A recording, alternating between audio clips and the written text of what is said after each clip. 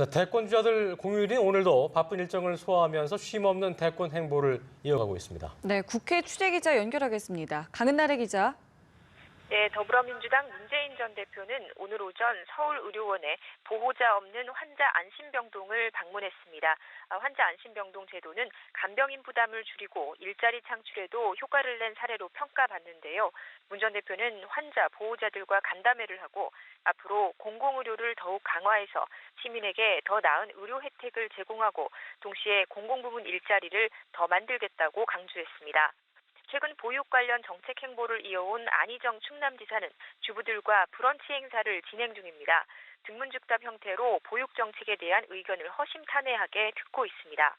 이재명 성남시장은 경남 김해 봉화마을 고 노무현 전 대통령의 묘역을 참배할 예정인데요. 이에 앞서서 국회에서 기자회견을 했습니다. 야권연합 정권 창출을 위한 야권 협상을 촉구했습니다.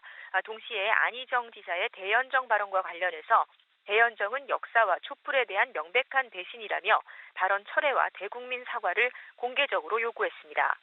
김부겸 의원은 정책 자료를 발표하고 남성도 최소 3개월 이상 육아휴직을 의무적으로 사용하도록 하겠다고 공약했습니다. 최근 문 전 대표와 4차 산업혁명 정책을 두고 선점 경쟁을 벌이고 있는 국민의당 안철수 전 대표는 김대중 정부 시절 IT 정책을 이끌면서 정부와 혁신 1세대로 불리는 배순훈 옛 정보통신부 장관을 만났습니다. 배 전 장관과 정책 방향에 대한 의견을 교환하면서 IT 기업 출신인 자신의 강점을 부각했습니다. 바른정당 유승민 의원은 오후에 당사에서 3호 공약인 청년 창업 지원 정책을 발표합니다. 남경필 경기지사는 기자간담회를 열고 보수 단일화 후보에 대한 자신의 입장을 재차 밝힐 예정입니다. 네, 대선 무대에 돌입한 각 당 상황도 분주할 것 같은데요. 전해주시죠.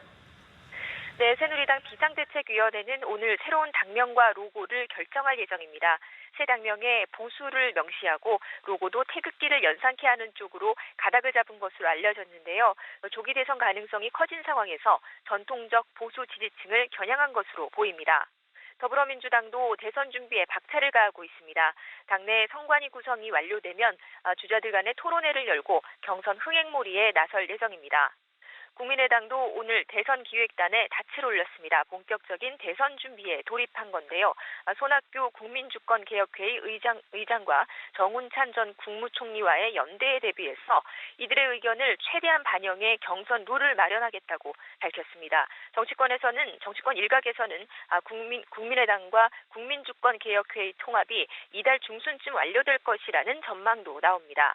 바른정당은 당내 두 대권주자 유승민 의원과 남경필 경기지사의 지지율 반등을 위한 필승 전략을 고심하고 있는데요.